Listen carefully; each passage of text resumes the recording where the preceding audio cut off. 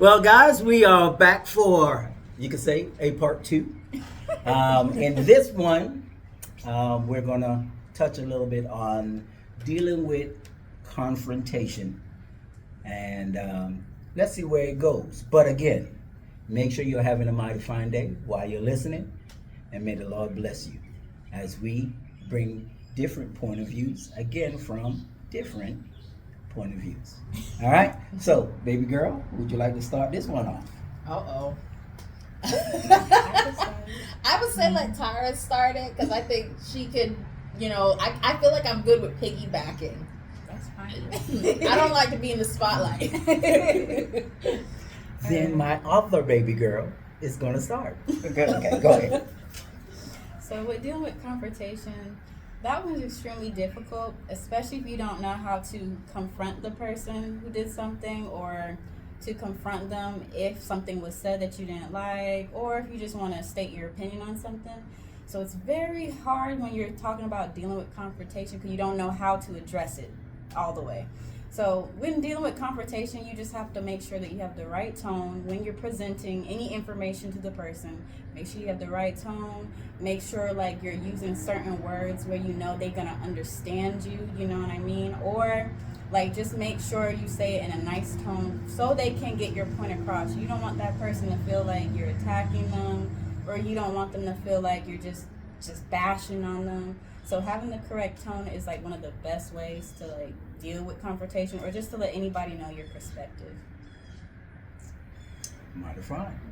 Yes, tone does definitely play a big part into it, and make sure that you're not calling names and different things like that. And then as well as making sure that you are vulnerable at the same time.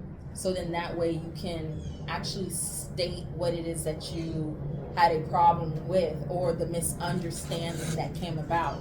So now that I'm confronting you, we're not having a negative aspect about it. It's more of, okay, this is what I'm dealing with. And it could be for many different reasons.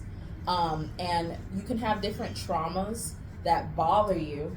But if you never state what it is specifically what's bothering you, then the other person won't know, or they won't know how to address it. Because if my heart is with you, then I'm going to want to do my very best to find a solution. But I also have to know what it is first to fix it. And I think just lowering that pride, being able to be vulnerable and say, hey, I have a problem with this, and this is what's bothering me. I need help in this area. Then I'll try my best. If I'm not able to do it because I don't have that resource, then I tried my best. I'm not able to, but at least I know what the problem is. You have a piggyback off of what I said? Well, I think I have my own back. So, I hope so. So you can piggyback on this one because everyone say I think about things a lot differently than most. Sometimes maybe a little bit more deeply than most. So I'm gonna kind of throw a few things in there while, as she said, piggybacking off of both. Your approach is definitely a major factor. Okay? We get into our own feelings and then we miss that how we stepped into the situation didn't help just from your own body language before even one word came out your mouth.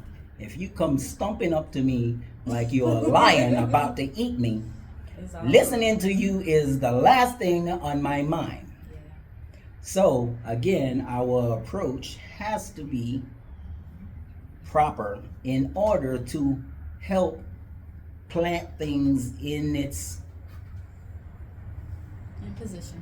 okay, so that It aligns, so that the stars are I can aligned. bring together, bring to you what I need for you to hear, and you be in a position to actually want to hear it. All right. If I come to you defensively, your walls is going to go up too, and two walls don't speak to each other, but they do block each other out. Yes. All right. And then not only do you have to watch your approach, but you have to be tactful in how you're presenting your stuff.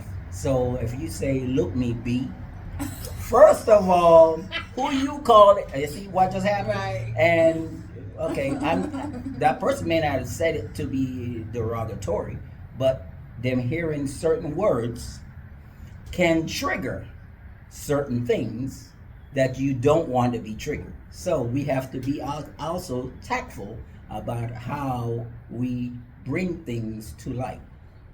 Now, dealing with confrontations also, let's dig a little bit deeper, we can't do things like in the past.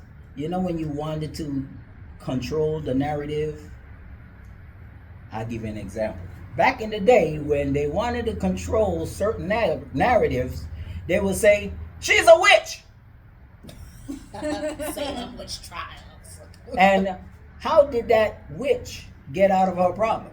She got burned. Death.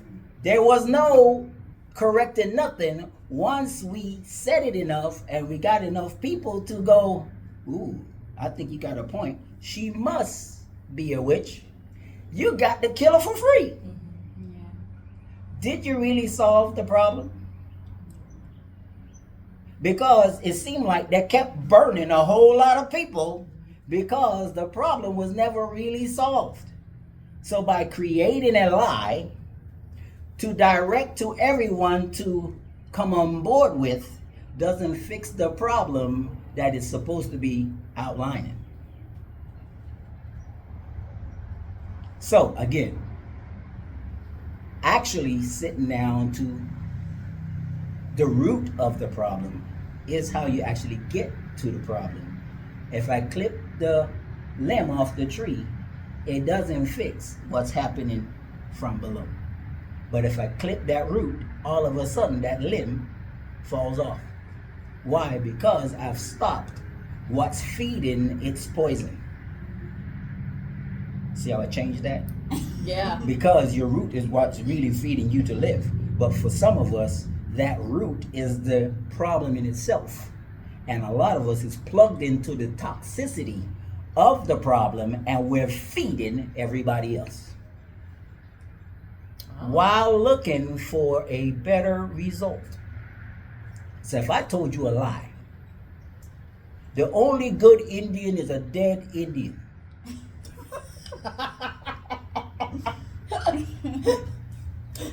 All black people are bad. All white people are the devil. You say it enough times, eventually I someone guarantee might believe you, somebody forgot what we're talking about and they only heard he said, all white people are the devil. And I'm going to jail. They ain't That's hear not nothing what about- I'm saying. They didn't hear nothing about the Indians at all.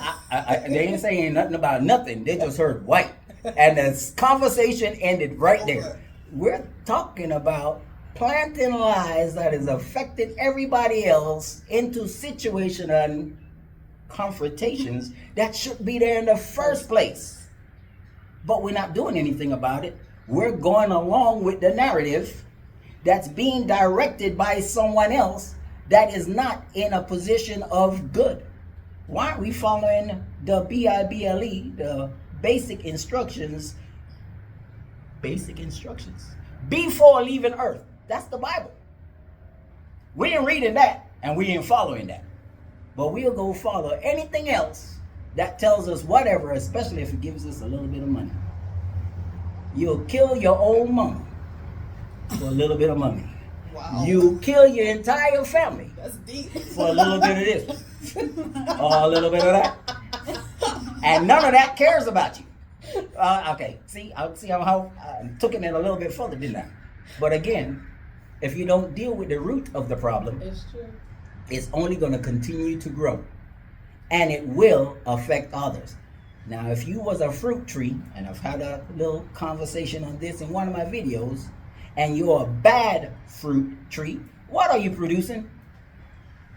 Bad fruit that everyone is going to collect and try to eat. Thank you. No, not really. No, thank you. Because we want good fruit.